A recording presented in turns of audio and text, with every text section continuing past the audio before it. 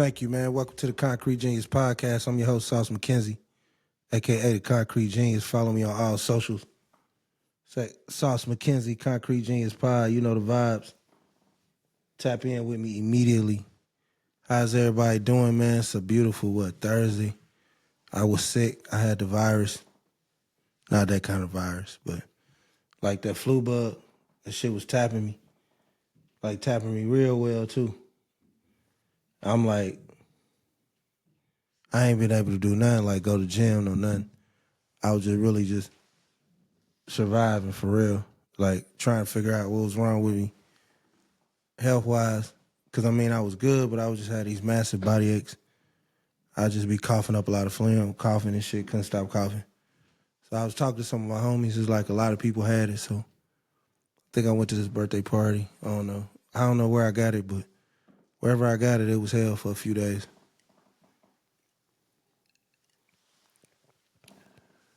You know, it's hell. My mouth and shit dry. I'm in the bed, sweating it out. I can't get on the pod looking like that, baby. Y'all know. You know I can't do that, baby. You know I can't get out here like that, baby. So, yeah, ConcreteGeniusMedia.com. It's your boy, Big Sauce. Super Bowl, Pat Mahomes. I kind of knew it was time. I even posted it at the last minute, but I think I had won so much with Kansas City, I just, out of blind loyalty, I've really been kind of reckless lately. I was doing really well. And then once I post about it, brag about it, then of course shit just goes immediately south for me. So I was doing well on the betting and shit, but now shit's all over the place.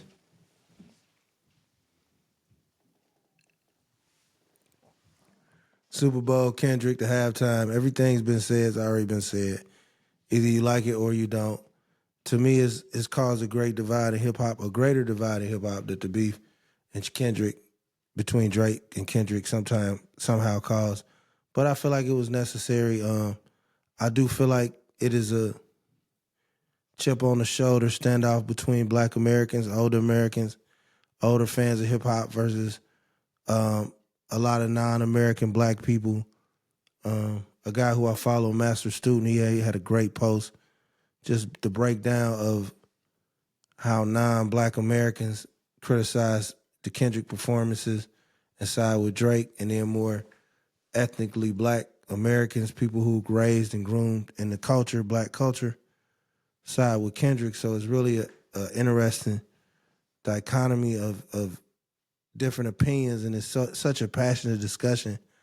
I don't know if we've had this type of passion in a rap beef since Jay-Z and Nas.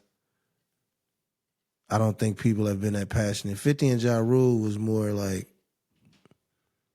these niggas crazy. We weren't really, we appreciated the good music that came out of 50 and Ja Rule, but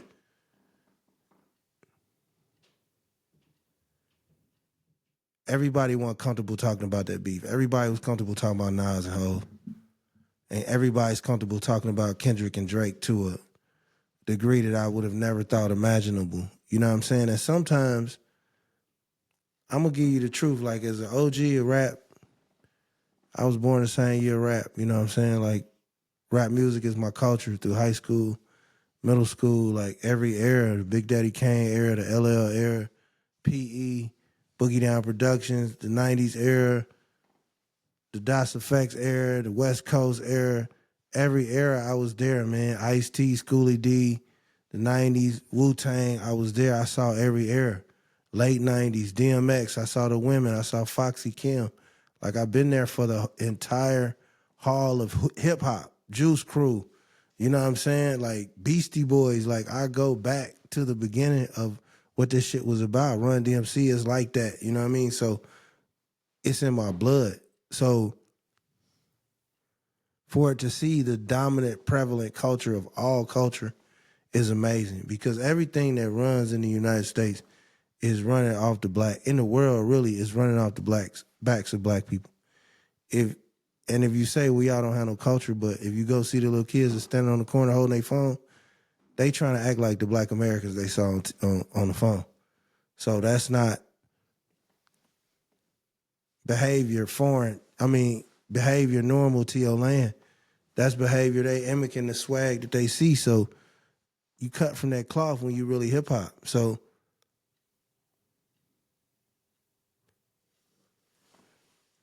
you always got to be careful when you let guests in. You understand?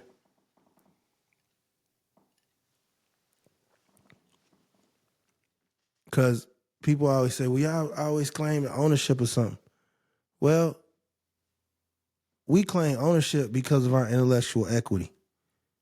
That's why black people are so defensive of hip hop, because our soundtrack to our life, be it traumatic, be it fun, be it street shit, it could be being at the AU Center in Atlanta, it could be being at Texas Southern. You know what I'm saying? It could be being at Grambling. It could be being at Kentucky State. It could be being at Indiana University. It could be being at NYC.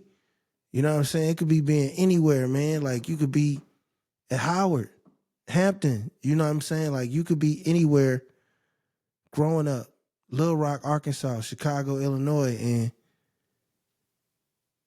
if it's one thing your pain, your circumstances got you, it was the uniqueness of your experience. And we took pride in that. We take pride in that. We take pride in the head now, like, okay, there's a couple of real niggas in here. You know what I'm saying? We take pride in that. We take pride in collectively having a caution about dealing with police, or collectively having a protective nature. If we see a guy in there with his grandma and say we blacks the really minority, and there's some guys in there getting rowdy, getting drunk, and they may disrespect his grandma, he ain't even got to look at me. I'm riding.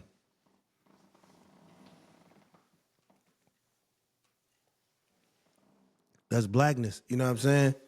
Man, I see you getting out your car with your wife. All right, OG, I see you, baby. You looking good, OG. You know what I'm saying? That's something that we've been through, man. A lot of nights, a lot of pain.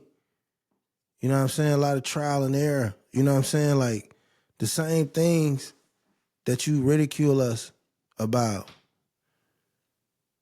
the ghetto culture and the gang banging and the violent tendencies and the dancing and the loudness and the survival skills and the way we dress and the way we can be living in the harshest conditions and just look like kings and queens and so regal. The same thing that you ridicule us for, that's the energy behind our music. That's the fuel behind our music. That's the unity behind our music. So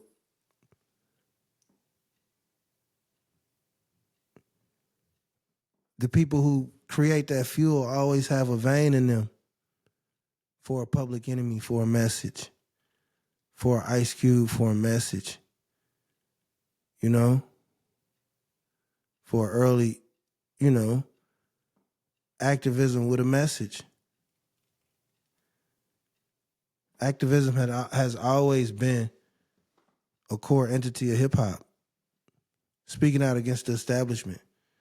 And now we get the belittling of, what does that get us? What is he? That's the thing. We got to draw the line between, hey, man, are you a guest? Or is this shit really running through your blood? Because if all you like is Drake and you don't care about the culture, that's fine. But just understand the culture is never going to care about your opinion. So those are two separate rooms. And it's okay to be in two different rooms if you disagree.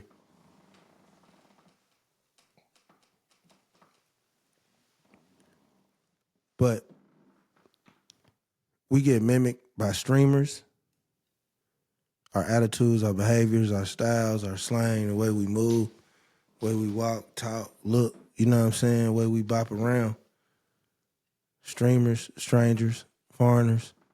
And that's cool, man. We here to intermingle.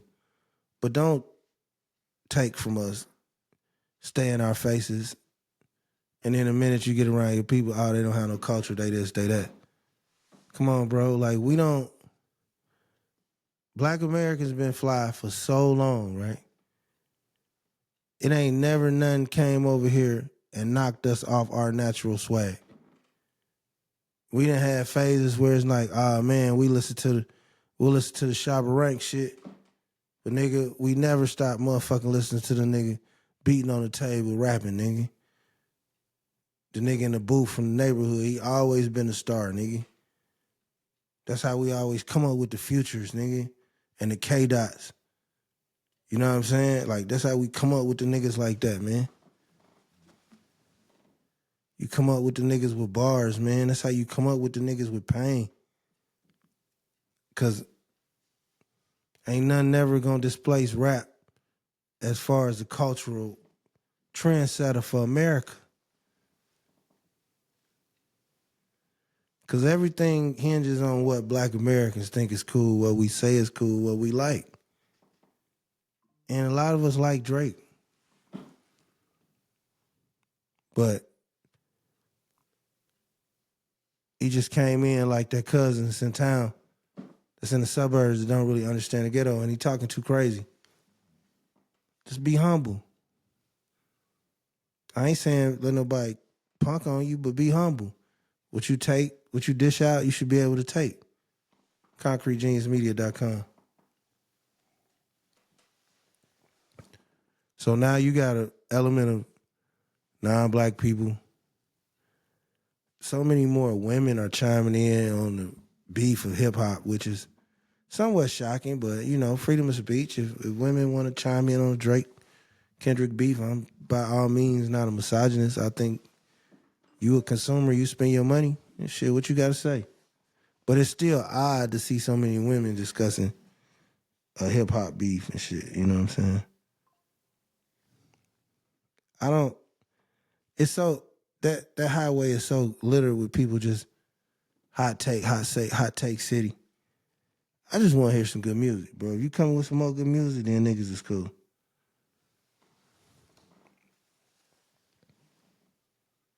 But man, like, if you wouldn't have just sued niggas wouldn't even be tripping, bro. And you get all these fucking weird ass. Man, we got too many non-American blacks in Black culture.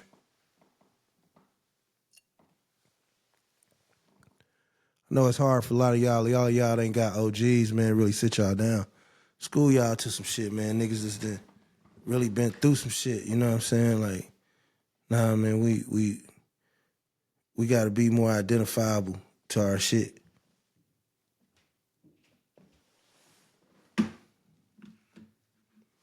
So if you think about it, right, this is a very fine line to walk, but this is why I'm good at what I do, man. ConcreteGeniusMedia.com. If you think about it, right, the same way people complain about a certain demographic of people controlling the media, unfortunately, we as Black people have let a large percentage of non-American blacks control Black media. You see what I'm saying? It's no way so many non-Black or non-Black Americans should be having such a powerful opinion on hip-hop, but the problem is their opinion is to the people that like them, all the guests. So all the guests have a room that they're making noise in, and their opinions are too loud. Respectfully. You born in Jamaica, bro, I don't give a fuck what you think about hip-hop. You a white man in America, I don't give a fuck what you think about hip-hop. And if some of the people that we looked up to, I respect Charlamagne. I'm a fan of Charlamagne. I've never had nothing bad to say. I think he's a trailblazer for the culture. Innovator. But I don't agree with him sitting up there with that white man discussing Black culture. Let him get them corny-ass jokes off. It may be an East Coast thing that I don't understand, but that would be something I'd like to ask him one day. You bring the sauce, why you even got to water it down? All money ain't good money.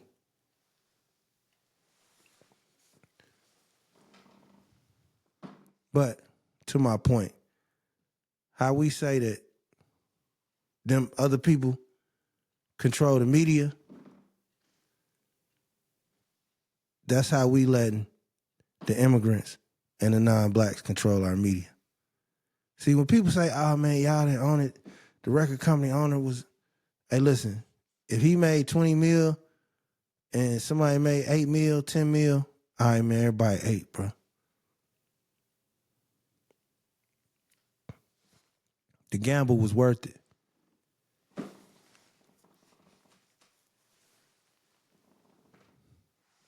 But if we getting all the hate from somebody that's pro-Drake because they pro-immigrant. See, a lot of dudes get off on the fact feeling like the best dude, what they feel is the best rapper in the game, which we don't feel that way, is a non-black American. That's like a tea time. You know, that's like a hole in one to some foreign niggas. They get ecstatic about that. And so with that excitement comes to dedication to protect Drake at all costs. Because Drake makes foreign nerds cool. And they don't want to get that up. You know what I'm saying? They don't want to get that up. You know what I mean? Drake gave women opinions on hip-hop. They don't want to get that up. Even looking over the fact of anything you felt he might have been done that's inappropriate, they don't want to give up that power because the attention and the power is power in itself.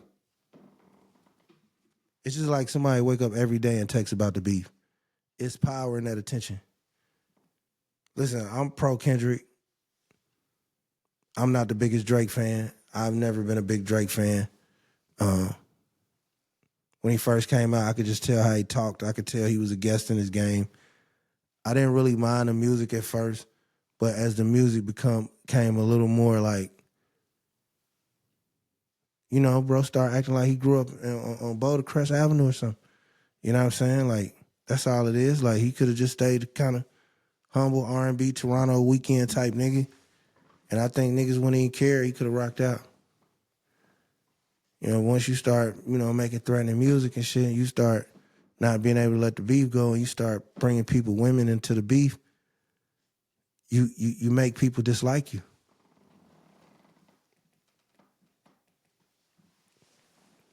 ConcreteGeniusMedia.com, man. When the last time a nigga hit you in your face, bro? Like, shit, I'm 51, bro. Nigga ain't probably hit me in my face since I was 29. I had a couple fights in my 30s, but them niggas did not get no punches in. But in my face, I think I fought this big fat ass nigga. This nigga was like 470. But he was an agile 470, though. Then nigga got a couple punches in and shit. That nigga stabbed me, though. I still was fighting that nigga with stab wounds and shit, but he was a big old nigga. Nigga was like one of them Mark Henry ass niggas. I hate fighting them type of niggas. Cause you might even get a good ass punch in, but if it ain't all the way on the right spot, nigga. Psh, that's like smacking a fat bitch on the hand and you smack fat bitch on the ass, fat booty bitch on the ass. And you got midget infant fingers. You ain't even doing that. You know what I'm saying? So, yeah. But that was the last time nigga hit me in my face. I ain't really no get hit in the face ass nigga, bro. Like I'm the type of dude, I kind of mind my business. You know, I always been a good looking chap. You know what I'm saying? I don't look for no drama. I don't look for no stress. I mind my business, but ain't no need finna be hitting me at my choppers. I don't play that shit, man. It's just a curious thought, man, because, yeah, I was out, you know, like I said, I be out sometimes. I was out one time with my girl, man, nigga. This woman bumped into my woman and shit. They had a couple of words, and he said some shit. I'm like, bro, these two women arguing. How is you jumping in the shit, bro? I'll break your motherfucking face. You know what I'm saying? He stood up. I could tell he probably work out, go to the gym. He might even box some in the ring. But I box some out the ring. You know what I'm saying? And shit, it was just like, man, even at this age, I'm still ready to rumble, ready to get it. I don't want to be ready to rumble. Even though I was in a position where I was kind of defending my wife. It's natural, but I be scared to take it there. When I take it there, I'm completely unhinged. You know what I'm saying? That's always been my biggest fear. That's why I've always been a dangerous, nervous nigga. Niggas used to ask me all the time, "Hey man, you scared?" Yeah, I'm scared, bro. I'm scared I'm turning to an Incredible Hulk and beat the fuck out of one of these niggas, bro. That's what I'm scared of, nigga. I'm scared. I'm gonna bring out the helicopter, CNN, ABC News tonight, David Muir, nigga. Yes, it's fucking with me, bro. Like, that's why I really be chilling.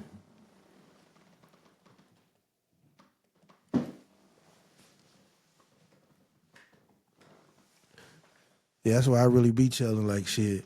Nigga ain't hit me in my motherfucking face, bro. You a motherfucking lie, bro. That was a lie. Nigga, you better be ready to pick 12, nigga. You hit me in my motherfucking face, bro. Shit, I'm picking 12, bitch. Shit, hit me in my motherfucking face. Y'all see that shit in Mooresville?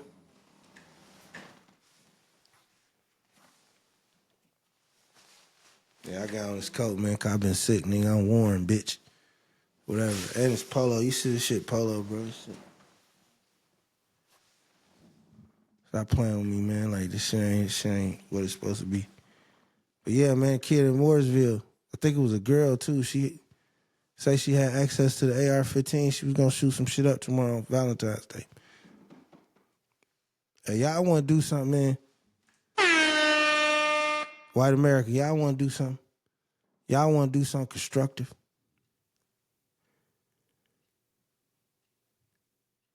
How about finding out and identifying who the fuck is going to be the next school shooter? Because you see him. Ain't no way you telling me in all your motherfucking isolated great white. Because look, you put me around a bunch of niggas, I can tell y'all, yeah, a little nigga be locked up by the time you 14. So I'm not saying this out of racism. I'm saying this out of, you got to get off your motherfucking ass, white people. And you got to look around your cousin, look at your nephew, look at Evan. Look in his eyes. You got to be able to spot the next motherfucking school shooter coming down the pike. You got to give niggas a heads up, man. The onus is on you, man. The onus is on you not to give your son access to AR-15, nigga. This nigga got 2 friends, nigga. The janitor at the church, nigga, and your next door neighbor that's scared to death, nigga. Why is you giving this nigga AR-15, bro? This nigga got 2 friends, bro. This nigga ain't got no girlfriends, nigga. This nigga wear the same pair of Chuck Taylors, nigga. And you think it's okay for this nigga to have a motherfucking Mac 10. Throw you under the jail too, my nigga. We must do what we got to do to prevent these type of things from happening. And I'm going to tell y'all the truth now. I done worked in different environments. I worked in inner city environments where kids in that bitch fighting every day is vapes. It's going down in that motherfucker. Parents talking about they'll come up there and shoot somebody. I done been through all that. But I said I done also worked in them motherfucking white schools with them 5.0 ratings and them A grade ratings. And I done sat in that motherfucking watch a kid come to school every day with that trench coat and that motherfucking Columbine haircut and them boots and them rings and shit. And y'all tell you what, buddy, you dropped me off in the motherfucking ghetto. Y'all. Listen, if I gotta choose one, if I gotta choose the coast, I got to choose the east. I live out there, but don't go there. That's how I feel about inner city schools versus the motherfucking white schools. Cause look, Kiki, Ray, DeAndre, all them niggas, my Anthony, whatever them niggas is name, hyphenated hood niggas names is. Excuse me, whatever them niggas come to school with, I can deal with it. When that nigga Herbert Jones Williams, Herbert Anthony Robinson, Billy Ray Johnson, you get back here talk shit. I don't want to work around that nigga, bro. We gotta have honest conversations. Shit. Drop me in the motherfucker ghetto. Drop me on South Side of Chicago, West Side of Baltimore, nigga. Drop me in the Bronx, Harlem, nigga, Memphis. You put, I don't give a fuck. Oh, they got metal detectors. That's cool. Shit, that's cool. I know how to talk to these little niggas. You know what I'm saying? Shit, oh, what's up, bro? Y'all from over here? Y'all from over here? All right, man, who all in the class, bro? Let's squash this shit. We gonna do some exercises, man. I'm gonna show you niggas how to have conflict resolution so that y'all won't have to feel like y'all gotta kill each other whenever y'all around each other. I can make that happen. But dropping me off in motherfucking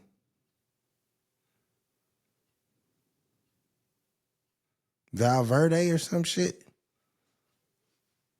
Nah, man. Now, true enough, I don't want to live in the ghetto, but I work in that motherfucker. You work in them motherfucking suburbs, bro. I'm telling you, they give you that air of everything good because they give you the catered food. The food be good. The rules is a little strict, but they pay you more, you know. They take care of you and shit, but I tell you what, I done been in them white schools, even white teachers would be like, hey, be nice to that nigga. I'm gonna tell you a confession. I used to bring a nigga action figures. I worked in a white school, and it was this one white kid. I knew that nigga, you know, he was one game with having a bad game with Dungeons and Dragons from wiping some shit off. Yeah, I used to take that little nigga Batman and Arkham, gothic little action figures, nigga, and just try to be kind. You know what I'm saying? Because if that nigga came in on a warpath, I wanted him to absolve me. So shit, yeah, I used to take the little nigga action figures. But it ain't no different than giving a nigga in the ghetto, wild nigga, giving that nigga a pair of old Jordans. So ain't no hypocrisy to it. Shit, I'm trying to keep a motherfucker down. It's gonna go off. Now I ain't gonna lie now. You gonna see some shit fucking with the hood, but you gonna always feel like you giving back. You know what I'm saying? I was at that predominantly white school. Them black kids, you love me, nigga. They act like I was a Harriet Tubman conductor. Like they wasn't gonna see another nigga after I left. I love them kids. I miss them kids. I love being able to have an impact on your life in such a short time. I can never be anywhere as long as I want to be. I think that's gonna be symbolic of my time on this earth. But I'm always gonna sprinkle magic whenever you get your hands on me, whenever you talk to me, whenever you're around me. As long as I'm in a good space, it's gonna be magic. Now, if it ain't magic, something wrong with me. Hey, I want y'all to take a minute and bow your head for a second, and then not look up, and then just take a look at this fly shit, man. You know, this shit ain't no joke. ConcreteGeniusMedia.com, man. Follow me on all socials. So, yeah, I just think that's symbolic of my life, man. It's hard to grab me. It's hard to grasp me, get a hold of me. My love is overwhelming, but it's fleeting. Unless you're one of the lucky ones to be a relative or be my wife, you know.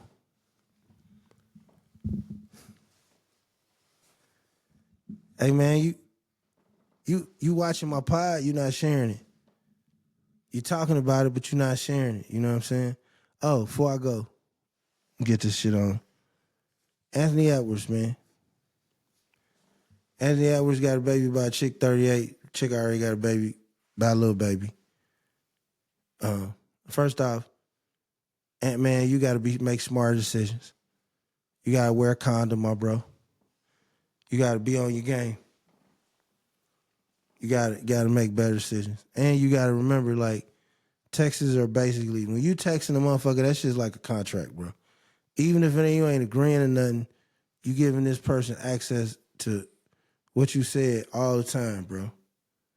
Either text through another person or FaceTime or just wait till you talk to somebody. And now the way they got the devices set up, bro, I just down there just be mean face to face. You know what I'm saying? Like, or I just have my guy, I don't want to give up too much game, but get your guy, get an email or something, communicate, Ant-Man, in the dark. Don't let these bitches say your text messages. 2, if you was that serious about not wanting no type of nothing with shorty, you shouldn't even been fucking with her. She should be off limits.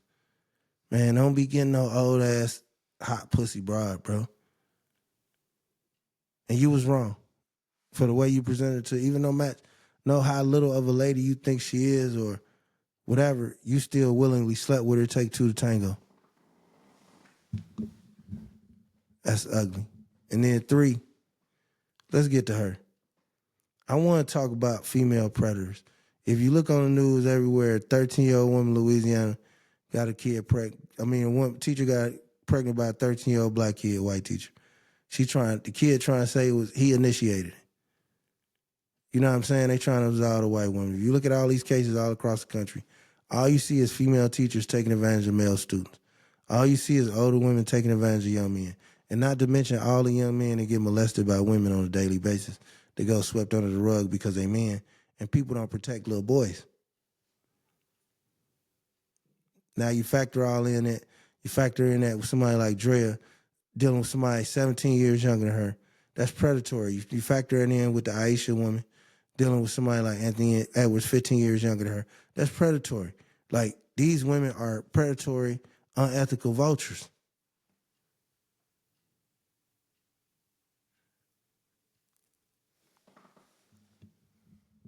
And that's fine. People can say, shoot, it happens all the time. Shoot, on the other foot, road gets reversed.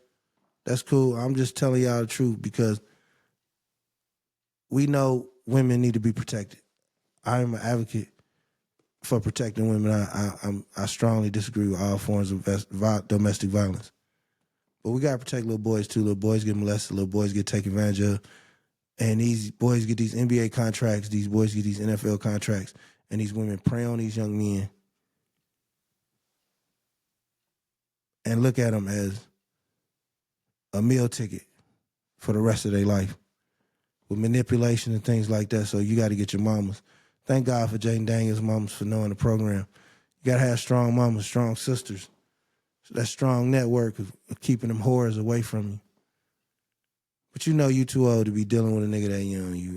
You know you ain't right for that, lady. Ma'am. ConcreteGeniusMedia.com, man. Dallas Mavericks fans got a right to be mad. I ain't gonna lie. I was kind of hard on you niggas, but kind of hearing the shit about the owner, about trying to take the team to Vegas and trying to build a casino. Nigga might have traded Luke out of spite. And he talking greasy. Yeah, y'all got a right to be mad. I ain't gonna lie. I hate to see Nico in the crossfire of other shit, but as far as being mad, yeah, y'all got a right to be mad. You know what I'm saying? Like, I got a right to be mad about a lot of shit, man. I'm gonna break some shit down. Like, I never wanted to. Sometimes I had dreams of having a podcast called The Fall of the Fuck Niggas. You know what I'm saying? But then I think to myself, like, I'm such a barn burner, such a talent with this shit, such a grace from God with this shit. Like, why even give them niggas some proper run? You know what I'm saying? Like, why even let a nigga think they can even breathe on the same track as me? Niggas can't live the same life as me. So, like, why even play with these niggas? You know what I'm saying? Like, why even and let a nigga feel like they can sniff the same omelet as me, the same hotel, feel like niggas can get the same parking pass validated, even park in the same fucking garage. You know what I'm saying? So it's like, why even fuck with these niggas, man? You see this shit, man. You see the baby blue polo shit, man. You know what I'm saying? Stop playing with me, man. Like, find you something safe to play with, bro. And play with that. But then sometimes I be like, hey, man, you supposed to burn the village down. Niggas shitting on you, bro. Niggas try to stab you with a poker. But do you advance forward or do you go back and kill an enemy who's a threat, no longer a threat? This is art of war. These are complex scenarios. ConcreteGeniusMedia.com, man. It's your boy Big Sauce. Follow me on all socials.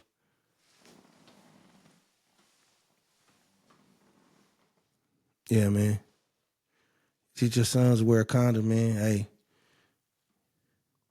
You know, try to get as few women pregnant as possible. How do you niggas make it to like 35 and don't be getting no women pregnant? That's miraculous, nigga.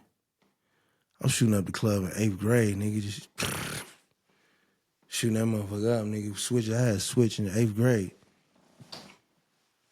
I had a switch on my balls, nigga. Nigga. I don't know how you niggas is 30, 37, no babies. And you niggas has got the strongest form of Christian abstinence or you niggas is gay. It's impossible to grow up around beautiful black women and be heterosexual and not get none. Shit, that's impossible. And then even if you don't like the black ones, nigga, if you that heterosexual, You gonna find you a motherfucking Aaron, nigga. You gonna find you a Elizabeth, nigga. A Margaret. You know what I'm saying? Like, you definitely gonna find you a Margaret, nigga. A Sarah, nigga. Shit. But nigga to be 30-something and not have no chilling, nigga AC Green out this bitch. I told him that, boy, you shit. You 30-something with no kids, bro. You supposed to be sitting on 1.5. Damn near. At least $500,000, bro. You ain't got no chilling and you're 40. You ain't never been to prison either. You 30-something, 40. Oh yeah, you should be sitting on down there 500,000. At least 500,000. You know what I'm saying? Just for the sake of fact, you ain't got the obligation, no kids. And you ain't got no wife, so shit, it's just you. Stack that money, my nigga. Follow me on all socials, man. You ain't gonna never see a player like me. I ain't gonna even lie. ConcreteGeniusMedia.com. I am him. Don't just talk about it, man. Share this shit, you know. I'm a spirit that's hard to catch, man. I took a nap the other night, bro. It's like my computer needed a hard reset. From like 4:30, 6:30, nigga, I took a powerful ass nap. It felt like I cut the phone off, you know, one of them naps. So I think that caught me up. I've been out of town. I've been sick. I be running on Astroglide, bro. I almost passed out. I passed out of town last year. You know what I'm saying? So I really got to take care of my health, man. I be getting on here, I crack all these jokes, but I never really admitted fully I did pass out. Just burning the candle on both ends. You know what I'm saying? Vegas just out, not sleep, getting sleep, trying to work out still, drinking. It's hot. It's like 110. You know what I'm saying? I'm getting drinks back to back. I'm interviewing, moving around, eating shit. You know what I'm saying? Gordon Ramsay shit, just fly shit, though. When I'm tired, we can't go sleep. Then I get to the table jumping. So probably in 48 hours, I slept 7, 8 hours. And I'm drinking, still time change, still never accumulated for the flight. Initially even out there, so third, fourth day, boom. Like a rock, nigga.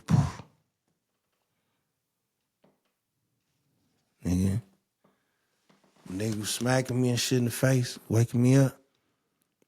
You know, so I'm blessed to be here, man. I'm blessed to drop this knowledge to you. I love you, man. I look at the amount of impressions my podcast get in countries around the world. I'm blessed. I love you. I love y'all. My dedicated listeners, man. Tap in, tell a friend. But yeah, I was out, bro. I thought I was done. I thought I was finna go to upper room. So now when I need them naps, man, I get them naps, cuz. Straight up. I can't keep playing with this shit, man. I can't keep talking about this shit, bro. You know, I got to really focus on my health, my mental health, my rest and shit. You know, I got to stay detached, not let things overwhelm me, overburden me, you know what I'm saying? So y'all pray for me, man, because some days I do be having it bad, having it rough, but still I get through, you know what I'm saying? I'm going to get on up out of here, man. Get to cracking this shit, get to seeing what's happening. Follow me on all social, share this pod, man. Let me know what y'all think, man. I love y'all. Tap in. Fuck with it. Peace.